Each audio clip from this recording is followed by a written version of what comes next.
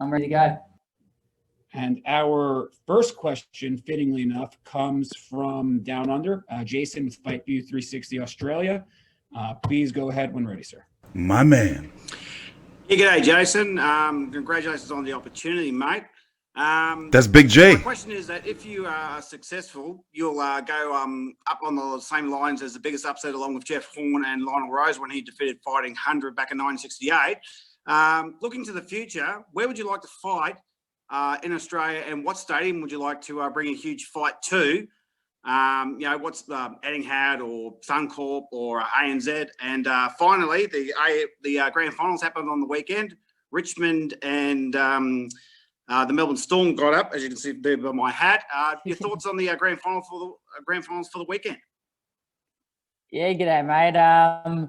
Yeah, look, obviously not looking too far ahead. I've got a big task on Saturday night, but obviously once I get past Inoue, the sky's the limit, and I would love to have a massive, super fight down under in Australia. And, I think being from Melbourne myself, the absolute dream venue would probably be the MCG.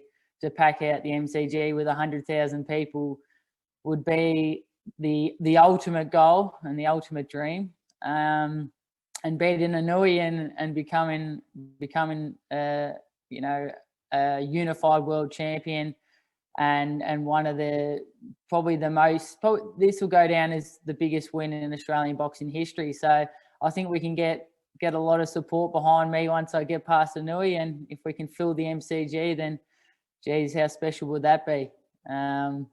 And then going on to the other half of your question, mate, didn't get to catch any of the grand finals over the weekend, but obviously great to see the Storm get up, and Richmond did a great job too, and looked like Dustin Martin absolutely cleaned up. So good on him. And thank you very much. Good morning, Big J. What time is it over there? Yeah, g'day, mate. It is almost 9:30 at night. So right now it is October the 28th, 6:24 a.m. Eastern Standard Time. We are 3 days away from, surprisingly, from an American standpoint, Jason Maloney's name is trending here in the United States. And of course, in the boxing community, mostly because a lot of people are starting to feel, I'm not saying that they're saying he's going to win. They're starting to feel that he has a better chance than many would have thought 6 months ago, a year ago, to beat one of the pound for pound fighters in the world. Top 5 on all pound for pound lists, arguably top 3. I even have him in the top pound for pound. Now, let me go ahead and say this straight from the beginning, because it is fight week. I understand this is a very important video, especially as time goes on, so we don't want to make any mistakes. Naoya Inoue gets a lot of slander in the boxing community, especially the American boxing community, because they don't watch or study the lower weight divisions. So when this guy comes up and gets named up there with guys like Canelo and Terrence Crawford and Errol Spence, people looking at him like, well, who is this guy? That's because they don't watch the lower weight divisions. But the guy is called a monster for a reason. Current unified champ, winner of the World Boxing Super Series tournament. Despite what you may think of his performance against Nonito Donaire, because a lot of people are looking at Donaire, and from the top of my head, Donaire hadn't fought at 118 pounds in 10, 12, maybe, if I'm correct, 15 fights. So for a man of his age to drop down from the highest he'd been, Donaire, where he couldn't compete well, we saw what Nicholas Walters did to him for the hardcore boxing fans, at 126. He even had issues. Who was that? Diego Magdaleno had beat him at 126. He went back down to 122. He dominated 122 until he met, of course, Guillermo Rigondeaux, who's also competing at 118, by the way. Follow me, boxing fans. Hardcores, you know what I'm talking about. So then for him to go back down to 118, I remember when I heard the news that he was entering the World Boxing Super Series tournament. I'm thinking like, well, wait a minute, that's bantamweight. That's 118. Donaire at that point in time was about 35 years old. Now, for that weight division, that's ancient. You know, it's not like when you're, in 160, 168, you're 35, that's your prime. But during that, I was thinking like, well, wait a minute, that's dangerous. He's going to get hurt. How is he going to be able to get back down to that weight? And he did it. So the Ryan Burton fight, tragedy, bad back. He was signed with Top Rank. He retired. He didn't get to fight Zolani Tite, who was all later on beat by Casimero. But the point I'm trying to make is this. Inoue is good for a reason, but in that fight, he took a lot of damage. He got his eye socket broken. Donaire, even though he clearly won, Inoue was taken to hell and back. We saw that he can be hurt. We saw that he can be damaged. His face was broken. There's no sugarcoating that. The question is now, with all of that, including the layoff of Inoue, let's see, how long was that? That was almost a year ago. Yeah, November of last year. So the question is... That's pushing 12 months. Yeah, just actually 1 week from a year. 1 week from a year since he's been in the ring. So the question is that we have now is, with all of that, does Jason Maloney have enough tools in the bag, whether it's power, size, speed? I don't think so about the speed, but we're trying to, does he have enough tools in the bag to upset the monster on Halloween? So what's your thoughts, Big J? Well, absolutely, brother. The more I think about this, the more I think he's going to, as we've talked before previously, Aussies are 2 for 2 against the Japanese in Bantamweight. Look, this is a carbon copy of the Lionel Rose fighting Harada. I finally got his name right. Harada fight back in 1968. Harada was the long-time champion. Lionel Rose had bugger all chance. Lionel beat him, and Jason's going to do the same. If Jason hones in on that eye socket, Inoue is in all sorts of trouble because Jason has power, and he's a big 118. I mean, he cut down from 122 originally, so he's a big 118, and he loves the body shots, just like Inoue. Inoue likes going to the body, so does Jason. So, more and more people are thinking that, that Inoue's just not going to eat him, chew him up and spit him out in a couple of rounds. This is going to be a battle. This is going to be a fight. As I said, it could be the fight of the year. Bob Arum said it's going to be the fight of the year. So, and Jason only fought 4 months ago, so he's good. He doesn't need. He won't have any ring rust. He beat what was the fella's name? Leonardo Baez? Was that his name? Yeah, I have that highlight playing in the background, and we're seeing the Bodyworks playing in the background. Yeah, so Jason loves the body rip. Has got the power. Be the bigger, the taller fighter, and will definitely be the heavier fighter. So he won't have the speed, but he'll definitely have the power, and he'll use it. Those body rips, they take a toll on him. So yeah, I mean, Inouye's already had one tough fight. Had almost a year out of the ring. Jason only fought 4 months ago, right? And he beat his opponent rather easily. Okay, he wasn't on the same level as Inoue. Let's not blow smoke up people's asses. But see, people are going to look at now. Of course, it's expected, the Aussie love. You got to support your countrymen. But people are going to look at the Manny Rodriguez fight. And they're going to look at that split, decision also in the World Boxing Super Series. And later on, so basically these two fighters were close to meeting in the World Boxing Super Series tournament. Manny Rodriguez eliminated Jason Maloney via split decision. Then that very next round, Inoue annihilated Manny Rodriguez. Body shot. So what, from looking at that fight, I mean, you can understand why people are going to say, well, are going to argue with you, right? Oh, absolutely. But here in the world, we're entitled to our opinions. I'm on the fence. I got to be honest with you. If you would have asked me a month ago, and maybe it's talking to you, if you would have asked me a month ago, maybe 2 months ago, if I would have had Inoue even having a chance to losing to Jason Maloney, I would have been like, I would have laughed you out the building. But now, looking at the factors, and especially since, we saw what happened with Teofimo Lopez, anything can happen. That's true. I mean, and that's the beautiful thing about boxing. When we made the first video on this, I said Jason's going to smash him. You just went, whoa.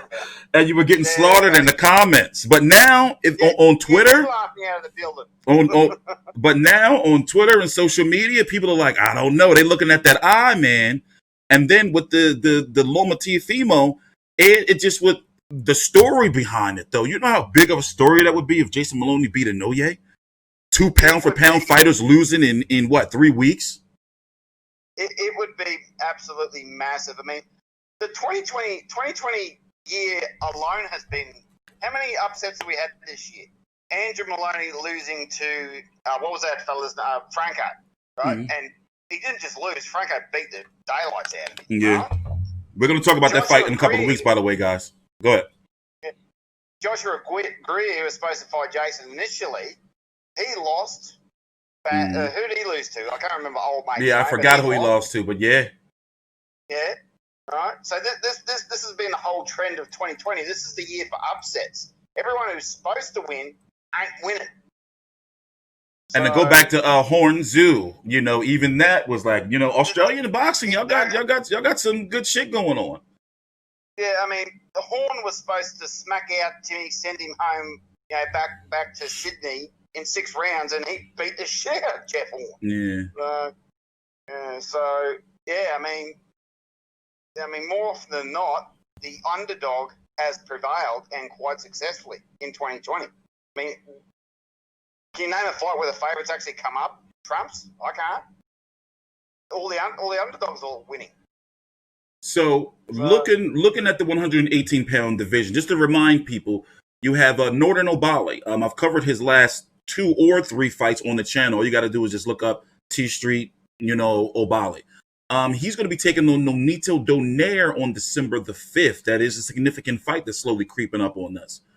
You know, and the winner of that is expected to possibly fight John Real Casimiro. So looking at the 118-pound division, politically, yes, there's too many fucking belts, but with the way things are set up at 118, all of these guys can politically fight each other because you have John Real Casimiro, who's managed by a guy by the name of Sean Gibbons, who has a close relationship with both PBC and Top Rank, so they can hop the fence with no issues right there. Because if you don't remember, Inoue and Casimiro were supposed to fight, and there's a narrative going around that Inoue ducked Casimiro, and partly coming from Casimiro's team, Sean Gibbons. So basically, what's going on with that is there's a lot of money involved in that fight from Asian territories, and that is one of those fights that needs a crowd. You know, not that's a half. That's probably why it didn't happen. Yeah, that's why it didn't happen. That fight, you know, if you don't know about the ratings that Inoue brings in over in Japan, him and guys like Ryota Murata, you know, they sell out. A middleweight fella. Yeah, they sell out arenas, huge TV deals, everything. So, you know, that's what happened with that fight. And, you know, it's getting bigger, you know, as it's, I guess, marinating. But in the meantime, you know, Inoue has got to defend his title against Jason Maloney. And I can say, honestly, from the way things are looking within, I'm going to say 18 months, if everything goes to plan, nobody gets injured, there could be an undisputed champion at 118 pounds. And politically, all of the guys at the top can fight each other. But if Jason Maloney wins, that's going to upset the whole everything. They'll throw a massive spanner in the works. Well, I mean, it won't for Australian boxing. It'll be fucking fantastic, but also politically though, because then, you know, politically it's going to change. Politically, it throws a massive stone in the lake, and it just the ripple effect will just knock a lot of things over. So basically, you know, because you know it would bring Australia into the mix as a country because Maloney would call the shots. Because he would be the Ring Magazine, WBA Super, and IBF champion. Yeah, well, he could bring out Casimiro out to Australia. We've done that before. They would do that, yeah. And the thing is, they would do that. So there you go. So that's what I said politically. But to wrap things up, we got a couple of minutes. So what we're going to do is, of course, I'm going to be here on Fight Night. I haven't gotten any information on the post-fight or if Top Rank is going to be doing a post-fight presser like they did with Teofimo Lopez versus Loma, or if they're going to do a post-fight Zoom. But if they are, of course, I'll be here. Then we'll get Big J's availability to see if he'll be here. And then next week, likely the Monday or Tuesday after the fight, Eastern time, my time here in the States, we're going to do our post-fight wrap-up and what's next for whoever wins and loses the fight. So closing thoughts? Closing thoughts, I really think... I'm just going to say that I believe that Jason's going to get over the top, because if I give a prediction, I'm too scared to give a prediction, because I gave a prediction on Horn Zoo, stuck to it the whole time, and it turned to shit. So I don't want to jinx nothing, but I'm just going to say Jason has the ability to cause biggest upset since when Jeff beat Pacquiao. So that's the way I'm going. Obviously, I'm going to back him because he's an Aussie boy, but like with everyone else, the bubble's starting to emerge that Jason actually does have a fair chance against this bloke. He's not just going to be another 2-round knockout. He does have the potential and ability to get over this guy. There's a lot of Inoue. He's got a lot of, he's been out of the ring for so long. He's got his busted eyes socket. He's fighting another bigger bloke. The bloke has only fought 4 months ago. All these factors are starting to add up. People are taking notice of that. So based on that, obviously I've got to go with Jason. Well, I'm ready because if Jason get beat up, then we're gonna be here. And if he win, we're gonna be here. If he get beat up, we're gonna be here. But you know what? I gotta be honest with you. Even though I don't have the balls to say he gonna win, I'm just saying, you know what? I'm rooting for the bloke. I'm rooting for him. Well, rooting means something else in this country. So. All right. Well, here in the States, it means like, all right, good luck, bro.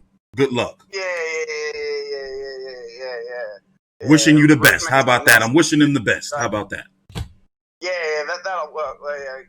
Yeah, you're chanting for it. That'll do. Yeah, there we go. There we go. So, all right, this is T-Street Controversy and Big J with FightView360.com. Oh, wait, before we go, a little bit of business. Jay, where's the fight being? What network and what's the particulars on when the fight's being televised and all that? Right, in Australia, main event on Sunday. Sunday afternoon. I haven't checked at the time. I think it'll be a 12 or a 1 p.m. I'll look that up. It's a $30 pay-per-view, which is actually pretty cheap. That's actually one thing I did find out. It's pay-per-view over there. Okay. Yeah, it's on pay-per-view. Main event, main event is our pay-per-view channel. I think it'll be a 12 or 1 o'clock start because that's normally the time the Vegas fights start.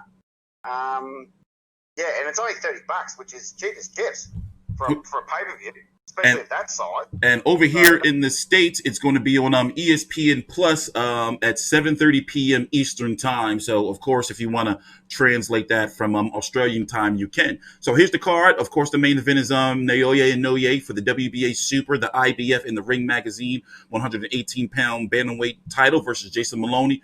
Inoue brought Nika versus Michaela Mayer for the WBO Women's 130-pound title. Julian Rodriguez versus Jose Eduardo Lopez. These are, by the way, a lot of undefeated prospects on the card. Pretty much the futures of Top Rank. Robson Kansikau versus Luis Correa. Andy Hiroka versus Ricky Edwards and Andres Cortez versus Georgia Costas. And Jarrett Big Baby Anderson, heavyweight prospect, versus Luis Eduardo Pena. So, of course, the fights of the night, the significant fights are Inoue versus Moloney. And, of course, since I cover all the major significant championship women's fights, if you're a women's boxing fan, then the Inoue Brodnicka versus Michaela Mayer is a significant fight amongst the women's landscape because the winner could go on to fight a Terry Harper. And then, you got Katie Taylor further on down the trough. But since we got short on time here, this is T-Street Controversy with FightView360.com. I will be seeing you guys actually whenever they release the press conference or the Zoom. You're going to see me streaming that. And, of course, we're going to be here for the weigh-in and the post-fight if there is one. Please subscribe.